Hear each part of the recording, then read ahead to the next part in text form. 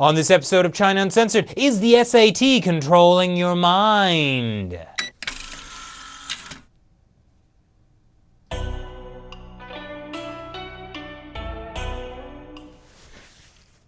I don't want to alarm anyone, but I'm afraid I've got some bad news.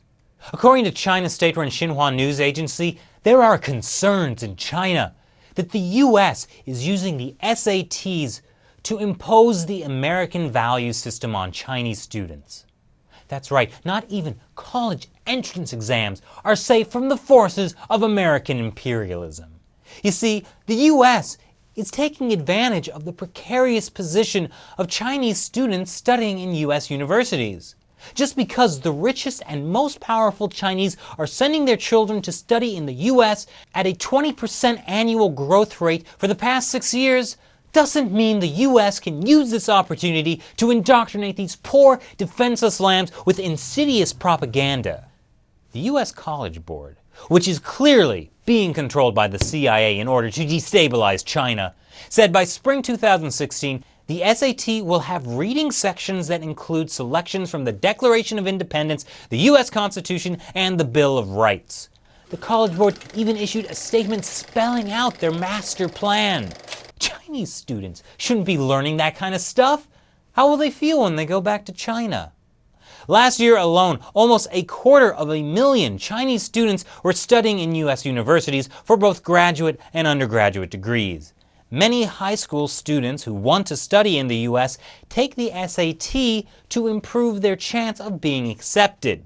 Now, obviously, the Communist Party has banned the SAT inside of China. Or more accurately, you can only take the SAT in China if you go to an international school, and you can only go to an international school if you have a foreign passport.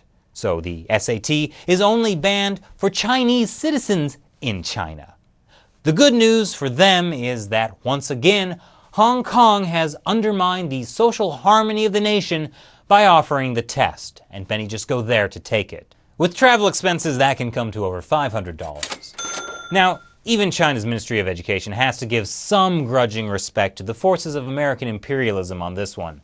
After all, if it's one thing the Chinese people take seriously, it's studying for exams. Sneaking questions in there about freedom and justice are a great way to indoctrinate impressionable youth. And China's authorities should know.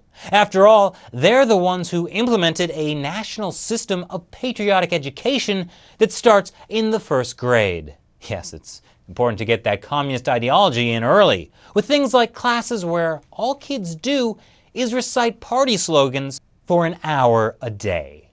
And as for exam questions, well, the Ministry of Education is an old hat at that too. After all, one of its main responsibilities is to direct the work of ideology and political education.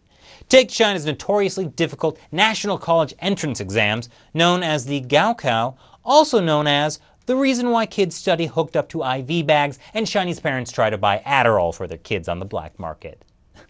Just kidding about that last bit. It was Ritalin. The Gaokao routinely includes questions on Marxism, Maoism, and other parts of communist ideology that students must answer. And it's not just the Gaokao either. Many high schools and even elementary schools include similar questions in their exams as well. After all, it's important to make sure that kids have the right understandings about issues. What do these questions look like? Here's one example from the mandatory national entrance examination for postgraduates, China's equivalent of the GRE. 1/5 of this test is based on political education topics. This was an actual question on the 2010 test, translated by the Asia Times. Choose which describes China's current system of government. A, the CCP's great creation of combining Marxism and China's reality. B, the CCP's achievement of leading Chinese people through a long struggle. C, a reflection of the common interests and aspirations of all ethnic groups in China. Or D, the inevitable choice in the social development of modern China. Do you have your answer? Well, it's a trick question. All of the answers are correct. After all, we wouldn't want to actually show anything incorrect about the party, am I right? Here's an essay question from the 2011 version of the exam. The Western political party is like a football game. One team must defeat the other. Ours is like a singing chorus. Wow. Try writing 800 words on that topic. Even the professors who teach these political education classes admit that the purpose of these exams isn't to get the students to identify facts, but to achieve the same correct opinion to express. That includes correct opinions on current political campaigns like the party's persecution of Falun Gong. Here's the 2010 application to get into the law school of the Shanghai University of Finance and Economics, one of the most prestigious universities in China. It asks students, what is your understanding towards Falun Gong? I wonder what the right answer is. What do students think about these ideological litmus tests?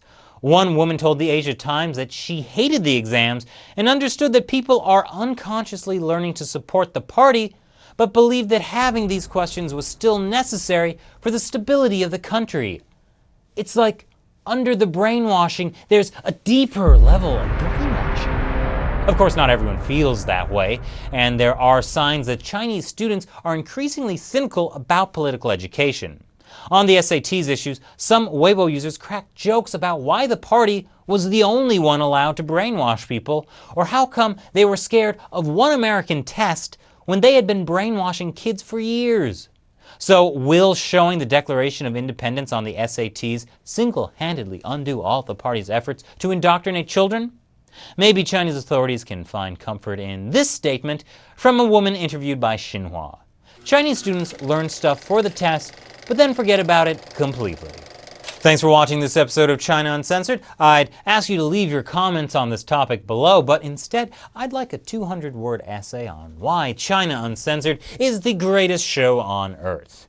Once again, I'm Chris Chappell. See you next time.